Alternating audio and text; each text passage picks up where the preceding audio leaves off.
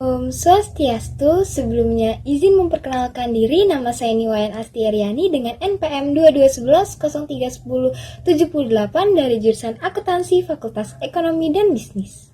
Pada kesempatan kali ini, aku mau ngejelasin tentang yoga pranayama mulai dari pengertian, penjelasan bagian, penjelasan praktik, dan penjelasan manfaat. Nah, sebelumnya aku akan menjelaskan pengertian yoga terlebih dahulu. Yoga berasal dari urat kata Sanskerta yaitu yuj yang berarti berhubungan. Dalam yoga, manusia berhubungan dengan Sang Pencipta dan ciptaannya dan berbagai kekuatan yang ada di dalamnya. Nah, yoga pranayama sendiri merupakan pengendalian nafas guna mengaktifkan dan menyelaraskan syaraf dalam tubuh menembus lapisan bawah sadar. Nah, sebelum melakukan pranayama, kita harus mengerti nih teknik banda, yaitu menahan dan mengencangkan atau menutup. Sebab seseorang yang tidak mengerti 3 jenis banda tidak akan mendapatkan keberhasilan dalam pranayama. Nah, ketiga teknik banda itu ada apa aja sih? Yang pertama, ada Jalanadhara banda, adalah teknik menarik nafas, kemudian tahan nafas dengan menunduk kepala ke bawah, menutup saluran tenggorokan. Nah, yang kedua, ada Uddiyana banda, adalah teknik menarik perut ke dalam saat menarik nafas, kemudian menahan nafas. Terus, ada teknik yang ketiga, ada Mula banda, adalah teknik menutup otot anus dan organ reproduksi. Nah, selanjutnya itu ada 3 fase pernafasan yang harus kita pahami, yaitu pertama itu ada Puraka, fase menarik nafas, Recaka, menahan nafas, dan 3 Kumbhaka, menghembuskan nafas. Nah, sebelum melakukan yoga, hendaknya juga diawali dengan bersadana. Terlebih dahulu ya, dalam proses pranayama terdapat beberapa teknik yang dapat dilakukan, yaitu Abhyantara pranayama. Yang pertama ini Abhyantara pranayama dapat dilakukan dengan posisi Vajrasana, posisi kedua tangan di atas paha, setelah itu tarik nafas melalui kedua hidung sambil angkat kepala ke atas, kemudian tahan nafas dengan rongga dada, di mana tahan nafas dengan rongga dada beberapa waktu sesuai kemampuan kita, lalu hembuskan. Nah, pada saat menahan nafas ini, kepala menunduk. Nah, seperti di contoh yang ada di contoh sebelah. Nah, ulangi kegiatan ini sebanyak 3 kali dan lakukan 3 banda. Adapun manfaat dari pranayama ini yaitu menyembuhkan sesak nafas, takut, nafas pendek, dan membangkitkan kepercayaan diri. Nah, yang kedua ada Bhyantara pranayama. Bhyantara pranayama ini dapat dilakukan dengan sikap Vajrasana, kedua tangan di atas paha. Setelah itu, tarik nafas melalui kedua hidung, hembuskan nafas sampai habis. Lalu tahan sesuai dengan kemampuan. Nah, lakukan sebanyak 3 kali, seperti contoh di samping ini. Nah, teknik ini bermanfaat meningkatkan kekebalan tubuh menjadi langsing, wajah bercahaya, meningkatkan kesuburan organ reproduksi bagi pria maupun wanita. Tetapi, Bhyantara pranayama ini tidak bisa dilakukan saat apabila kita melakukan hubungan suami istri pada malam harinya. Nah, Bhyantara pranayama sendiri itu sangat bagus ya untuk brahmacarya. Nah, yang ketiga ada Surya Bedi, di mana ini pranayama selanjutnya itu teknik Surya Bedi ini dilakukan dengan sikap Vajrasana juga, kedua tangan di atas paha, dan ada 2 tahapan yang dapat kita lakukan. Nah, yang pertama, dalam pranayama itu tutup hidung kanan dengan ibu jari tangan kanan, kemudian tarik nafas melalui hidung yang kiri.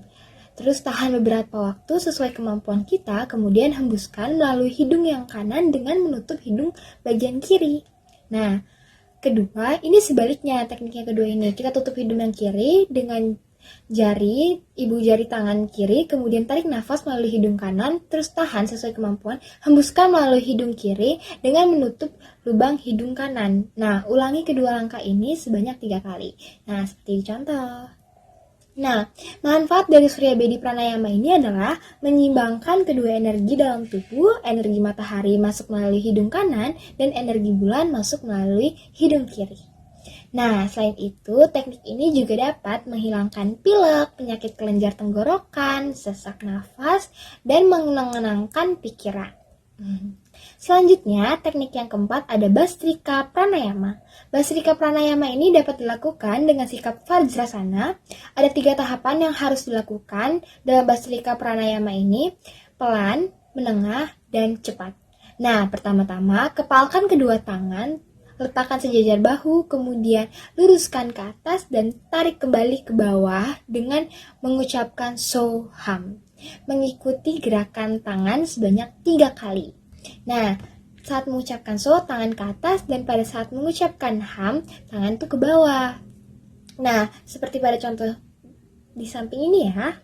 Nah, mula banda tetap dilakukan seperti yang telah dijelaskan sebelumnya. Kemudian yang kedua, posisi yang sama seperti di atas, ucapan Soham diganti dengan nafas masuk dan keluar mengikuti irama gerakan tangan. Nah, Basilika Pranayama ini perlu dilakukan dalam 3 tahap, masing-masing 1 menit. Pada tahap 1 dilakukan dengan pelan, kedua lebih cepat, dan ketiga paling cepat.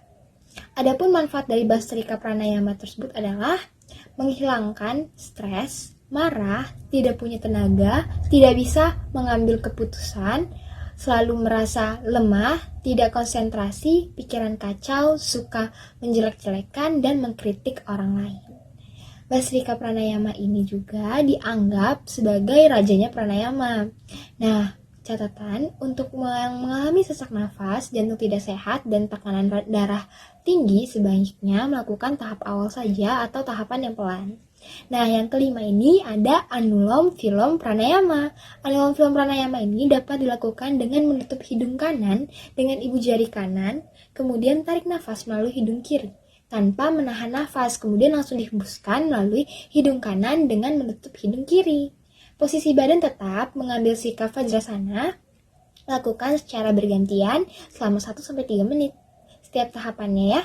Nah, Anulom Vilom Pranayama ini dapat menyeimbangkan tekanan darah, baik tinggi ataupun rendah, melancarkan peredaran darah, susah tidur, paru-paru basah, cemas, takut, sakit kepala, migrain, dan vertigo. Nah, mula banda ini tetap dilakukan, oke? Nah, yang keenam ada Kapalbhati Pranayama. Tetap mengambil sikap Vajrasana, tarik perut ke dalam dengan bantuan tangan sambil menghembuskan nafas melalui hidung dengan bersuara. Tetapi pada saat menarik nafas jangan bersuara, jadi tarik nafasnya dengan lembut, lalu lakukan Kapalbhati Pranayama selama 1 menit. Nah, catatannya Kapalbhati Pranayama ini perlu pendampingan seorang guru karena memiliki efek samping. Nah, selanjutnya manfaat dari Kapalbhati Pranayama sendiri adalah mengecilkan perut atau mengurangi kegemukan. Dalam 3 bulan seseorang dapat menurunkan berat badannya 1-3 kg bila dilakukan secara yang benar. Selain itu, pranayama ini juga dapat membuat wajah bercahaya dan tenang. Nah, mula banda tetap dilakukan ya. Nah, catatan tidak untuk wanita hamil dan orang yang pernah terserang stroke dan jantung. Nah, ada teknik yang terakhir nih, yaitu Brahmari Pranayama. Posisi masih sama, tutuplah kedua telinga dengan kedua ibu jari, kemudian tarik nafas dalam-dalam melalui kedua lubang hidung. Jadi kita tutup, tarik nafas lubang hidung dengan lembut ya, tariknya sambil mengeluarkan suara, terus kita menghembuskan dengan lembut sambil mengeluarkan suara mendengung seperti seekor lebah. Secara berturut-turut kita lakukan 3-6 kali, kemudian pada saat berhenti bersuara, tetap tutup telinga dan mendengarkanlah suara yang ada dalam badan. Nah, lakukan selama 3 kali dengan tetap memperhatikan mula banda. Seperti contoh di samping ini. Nah, Brahmari Pranayama ini bermanfaat untuk menenangkan pikiran pada saat ada masalah mendadak. Pranayama ini juga membuat wajah menjadi bercahaya, pikiran menjadi kuat, jauh dari penyakit telinga. Bahkan para yogi yang melakukan Brahmari Pranayama ini akan mengetahui anahat nada atau suara batin mereka dan mengetahui kematiannya. Nah, jadi itu aja yang bisa aku sampaikan terkait yoga pranayama. Jika ada salah kata aku pun ataupun tindakan, aku mohon ampun kepada Brahmana. Saya akhiri dengan Paramasanti. Om Santi Santi Santi Om.